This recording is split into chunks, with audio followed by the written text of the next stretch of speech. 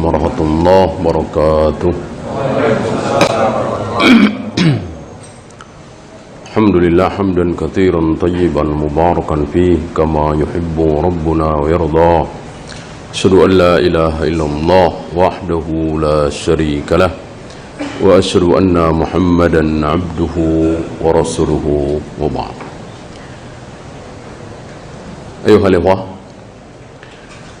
kita akan bahas tentang satu kaidah yang disepakati oleh para a'immah, yaitu kaidah idza warada al-athar batala an-nadhar. Idza warada al-athar batala an-nadhar.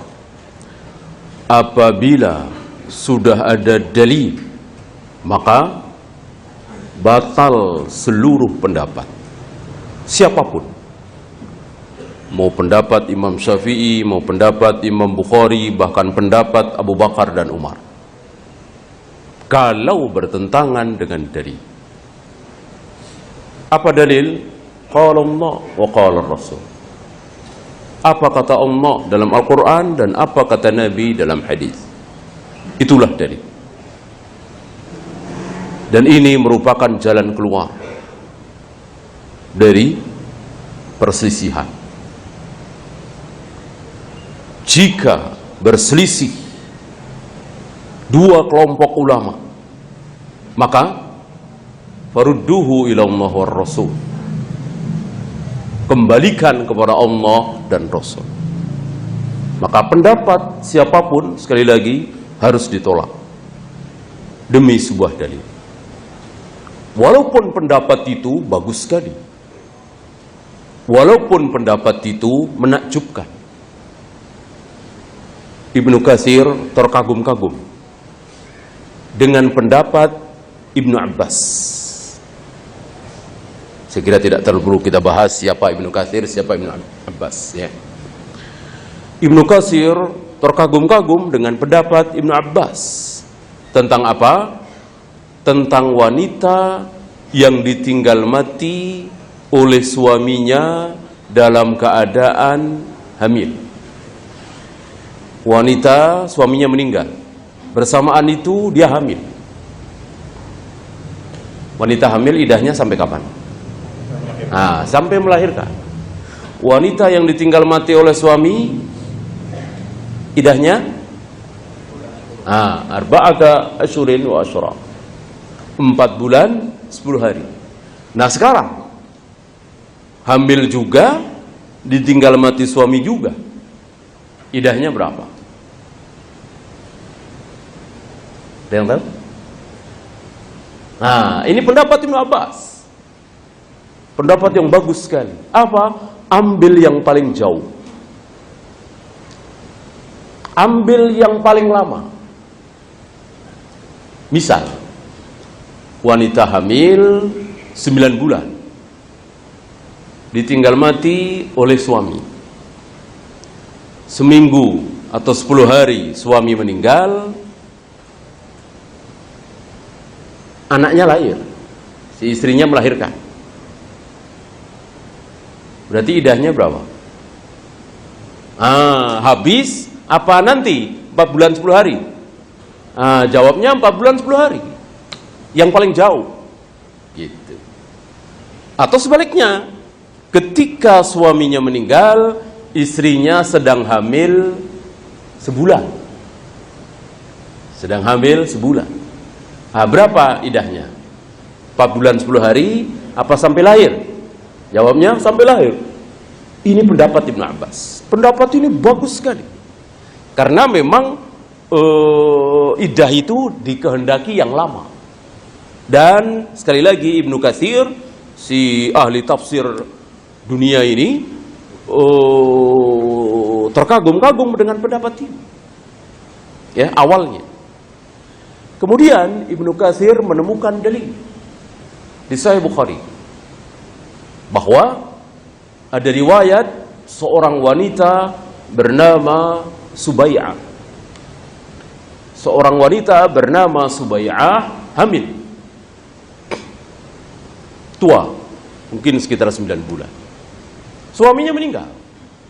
Nah, kira-kira seminggu atau 2 minggu suaminya meninggal, dia melahirkan. Setelah melahirkan, dia sudah sehat lagi, dia mandi, dia berdandan, dia keluar rumah. Abangnya marah.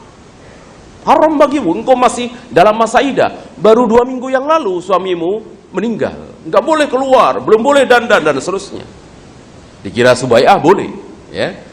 Dan Subai'ah melakukan seperti ini tentu ada dasarnya, tahu satu ilmu. Tapi tiba-tiba abangnya marah, maka ragu dia. Akhirnya dia datang kepada Nabi sallallahu alaihi wasallam mengadukan halnya. Begini. Kata Nabi, idahmu sudah habis. Engkau boleh nikah dengan laki-laki manapun yang engkau sukai. Ini pendapat apa dalil? Jelas dalil sabda Nabi alaihi salatu wassalam. Maka Ibnu Katsir membuang pendapat Ibnu Abbas. Ibnu Abbas habrul ummah, ulama besar umat ini. Dan gak main-main, itu kata Nabi, habrul ummah. Ya, Ibnu Abbas dibuang pendapatnya demi dalil. Ya. Maka kalau hari ini ada orang yang berpendapat memegangi pendapat seorang kiai, seorang ustadz, seorang syekh, lalu meninggalkan dalil, ini memalukan, ini menurunkan derajat dia sebagai seorang penuntut ilmu. Ya. Kecuali orang awam, baru saja masuk Islam, nggak tahu apa-apa, ya mungkin. Ya, namanya orang awam. Tapi kita yang sudah belajar ilmu, antum penuntut ilmu, tidak selayaknya seperti itu. Ini kata kiai, ini kata guru saya, ini kata syekh, ini kata syekh, ini fatwa syekh. Ini nggak main-main, ini 20 syekh. Ya, emang kalau 20 kenapa? Ya, 20 dijamin benar. Imam Bukhari berhadapan dengan ratusan ulama. Nah, lihat. Ratusan ulama di zaman beliau berpendapat bahwa seorang ayah boleh memberikan hadiah kepada anak dengan tidak adil. Kenapa? Karena harta milik ayah. Siapa anak yang mau dikasih sekian, atau enggak dikasih, terserah ayah. Ini pendapat jumhur ulama di zaman Imam Bukhari. Rata-rata ulama berpendapat seperti itu. Bukhari seorang diri di zaman itu, bukan seorang dari zaman Nabi, bukan, di zaman itu. Bukhari seorang diri membantahnya, tidak, enggak boleh. Tidak boleh. Dan Bukhari membawa dalil. Ya. Membawa dalil tentang diri Nu'man bin Bishir. Nu'man bin Bishir di zaman Nabi.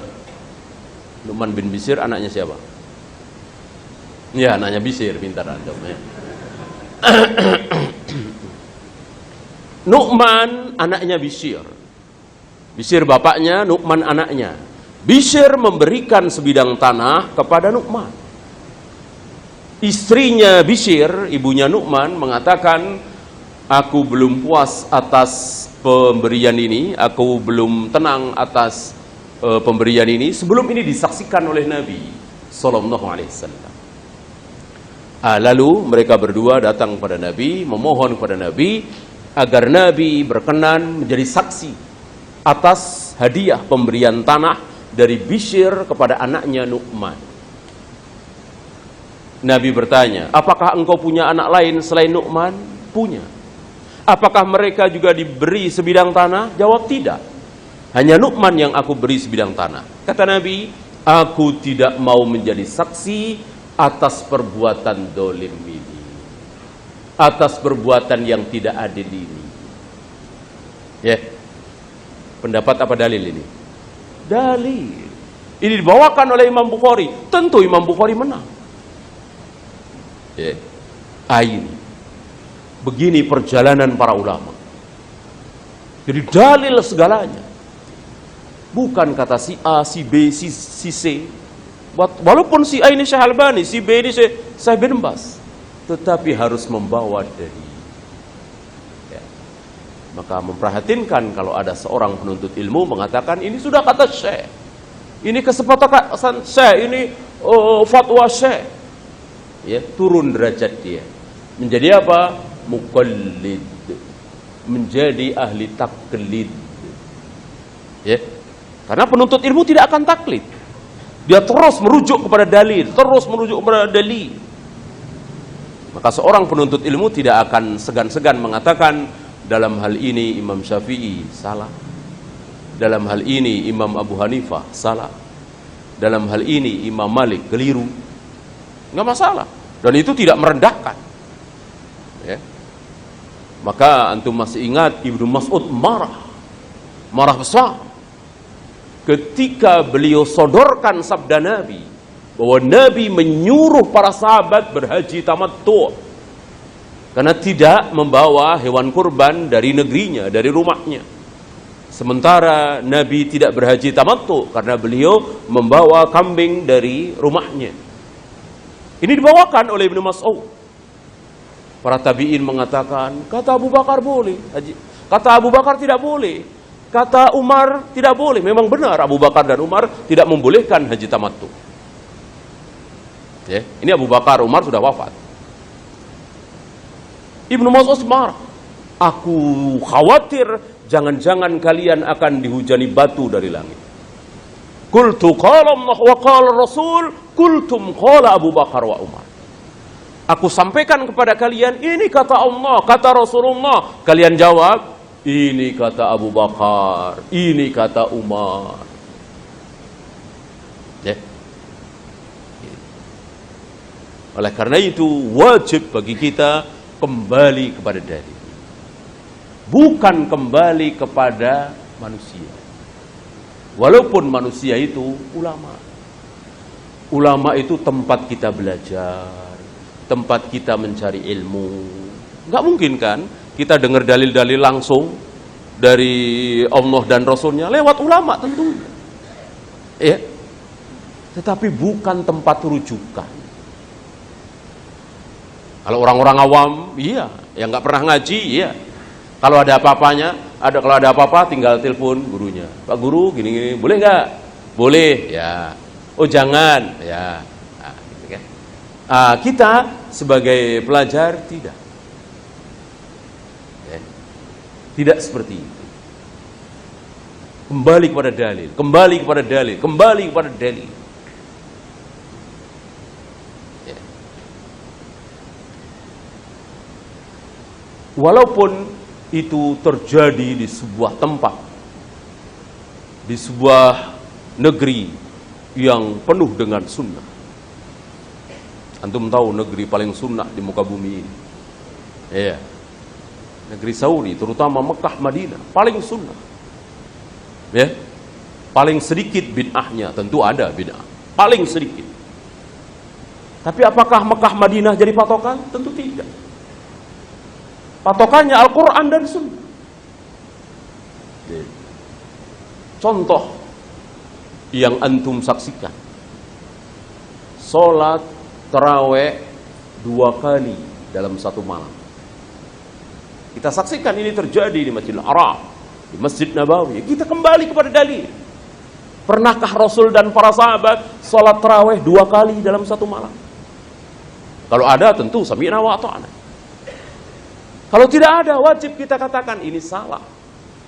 Nggak boleh kita mengatakan di sana kan ratusan ribuan ulama, mosok nggak tahu semua. Ini kalimat ini mentah lagi manhaj kita. Ya, manusia berbagai macam kemungkinan. Mungkin tidak enak, mungkin takut, mungkin khawatir terjadi keributan, mungkin. Adapun dalil jelas bahwa Rasul dan para sahabat tidak pernah mencontohkan dalam satu malam itu sholat tarawih 2 kali. Adapun beliau melaksanakan habis isya pernah, tengah malam pernah, menjelang sahur pernah, tapi sekali. Adapun 2 kali tidak ada riwayat sama sekali. Ya, begitu. Jadi semua kembali kepada dalil, dituntut dalil. Ya.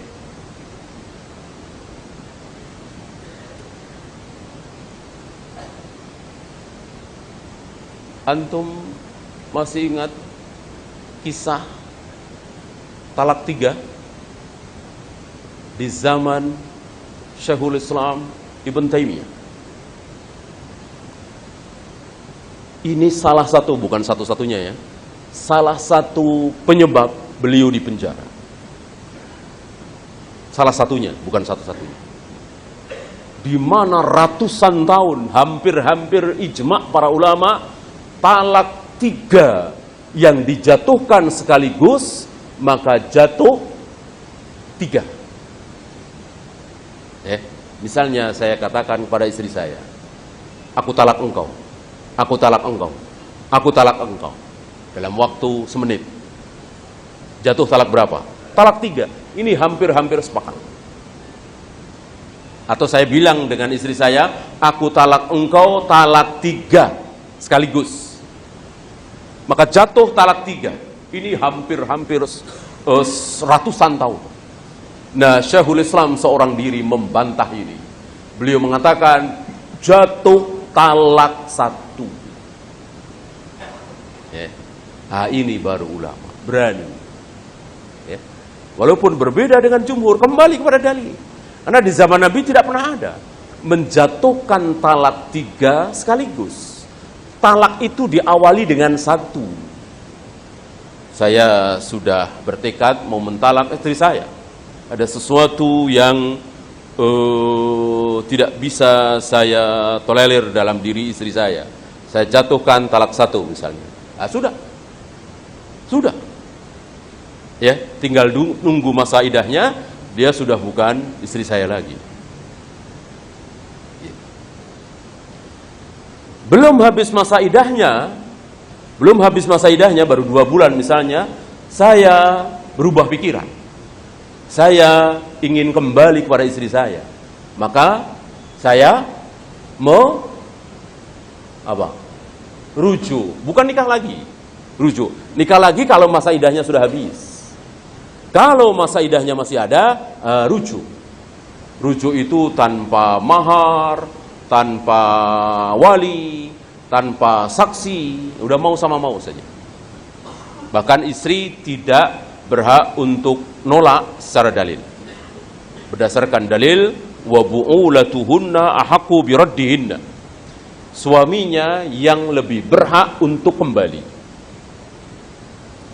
Ya. Terus saya kembali kepada istri saya sebagai suami istri. Setahun, 2 tahun, 3 tahun, sampai 7 tahun saya menjatuhkan talak lagi kepada istri saya. Ini namanya talak 2, begitu. Ya, habis itu talak 3. Itu yang terjadi di zaman Nabi Sallallahu Alaihi Wasallam. Ya, 1, habis itu 2, habis itu 3.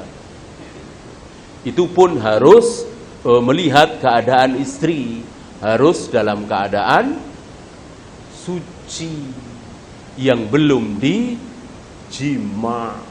Jadi untuk mentalak istri saja, bayangkan, harus ada ilmu, harus melihat istri dalam keadaan haid apa suci. Dalam keadaan haid tidak boleh. Para ulama menyebut ini sebagai talak bid'ai, talak yang bid'ah. Ya, tidak boleh mentalak istri dalam keadaan haid. Maka jangan main-main dengan talak. Talak itu bukan sesuatu yang tiba-tiba. Jadi dipikir sudah mantap, lihat istri suci apa haid, sudah dijima atau belum, baru talak. Ya. Kita lanjutkan.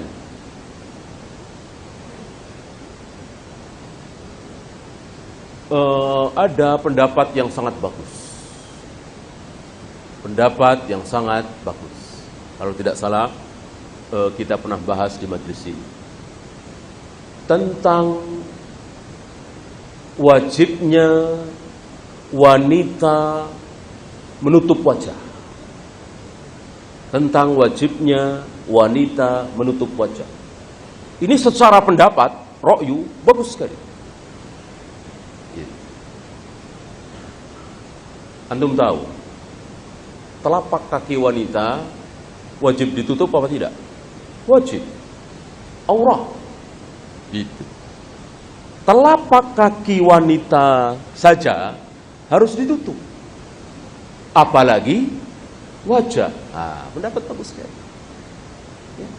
Karena seorang laki-laki itu lebih terfitnah, tergoda dengan wajah cantik seorang wanita apa telapak kakinya?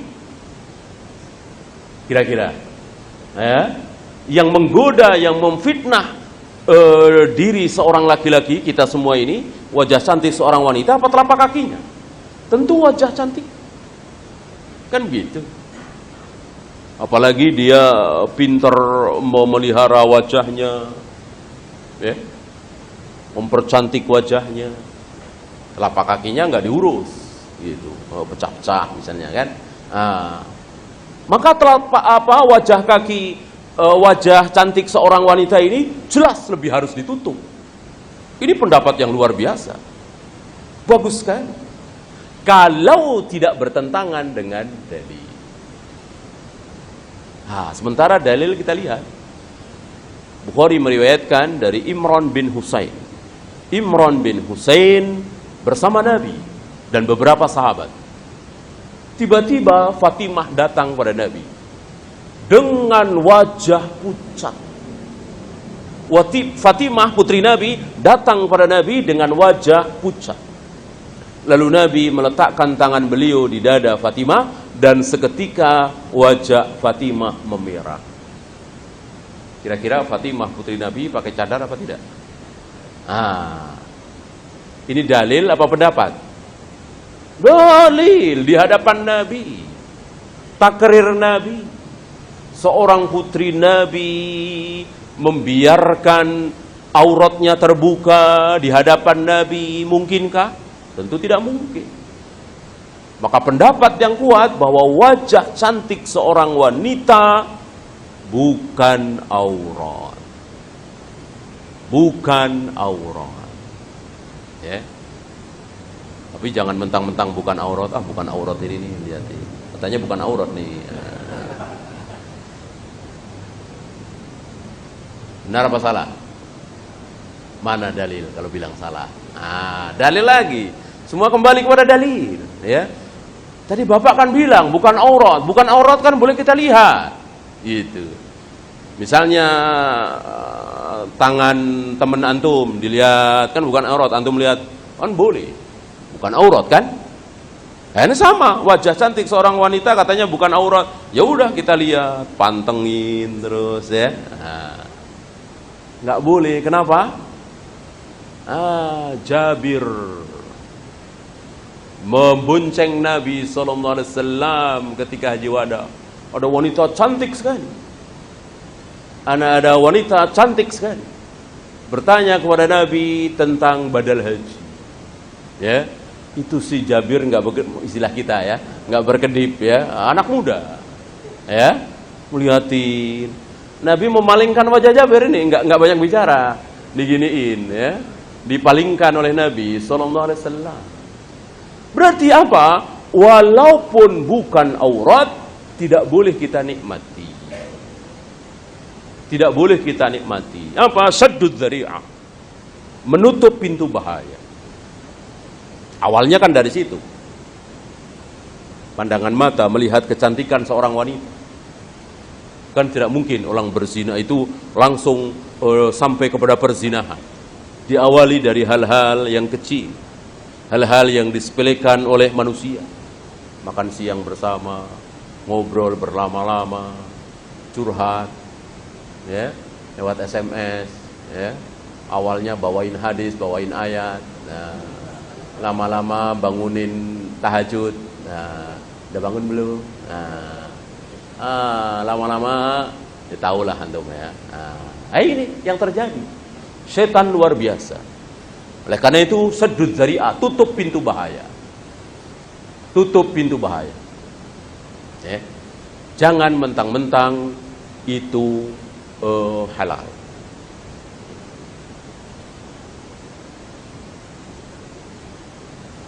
Ini. Jadi ini sebuah pelajaran besar. Bahwa kita harus mengutamakan dalil daripada pendapat siapapun. Termasuk ra'yu kita. Maka ini pelajaran besar. Ketika hampir ra'yu kita, ra'yu manusia kaum muslimin, termasuk ustadz-ustadznya, bahkan sebagian ustadz salaf, kalau pingin punya pemimpin baik, kalau secara akal gimana? Mana pemimpin yang paling baik? Coblos. Ini secara akal. Secara akal begitu kan? Kalau pingin punya pemimpin yang baik, lihat pemimpin capresnya berapa, yang paling bagus mana, coblos. Ini secara akal. Secara dalil nggak begitu. Kalau kita pingin punya presiden baik, pemimpin baik, secara dalil, antum bisa lihat di surat An-Nur 55, di akhir surat As-Sajdah dan lain-lain, bahwa kita akan mendapatkan pemimpin baik kalau kita baik dulu. Ini dalil. Ini dalil. Bertentangan dengan ra'yu kita, idza waradal athar batalan nadhar. Ini pembahasan kita. Jika pendapat kok bertentangan dengan dalil, buang pendapat. Gak ada artinya sedikit pun pendapat itu, walaupun bagus sekali tadi. Ya, ini bekal bagi kita, bahwa cukup bagi kita memperbaiki diri kita, memperbaiki akhlak kita, agama kita. Insya Allah, Allah akan berikan pemimpin yang baik. Oleh karena itu Allah katakan, wa kadzalika nuwalli ba'dadh-dhalimina ba'dan bima kanu yaksibun. Kami hukum mereka dengan apa? Dengan kami beri penguasa yang zalim. Akibat apa? Akibat kezaliman rakyat, akibat keburukan rakyat.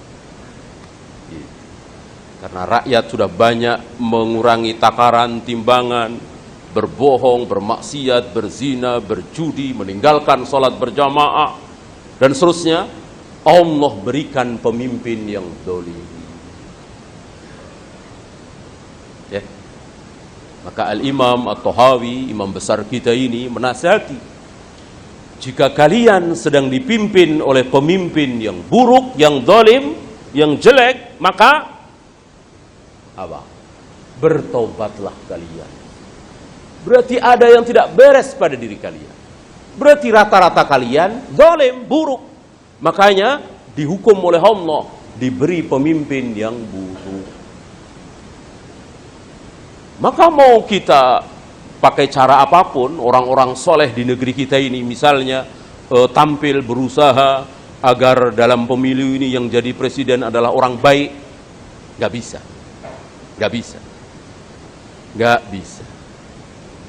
Harus apa? Harus memperbaiki rakyat dulu. Ya, kita sisakan waktu beberapa menit untuk soal jawab. Silakan, ada pertanyaan?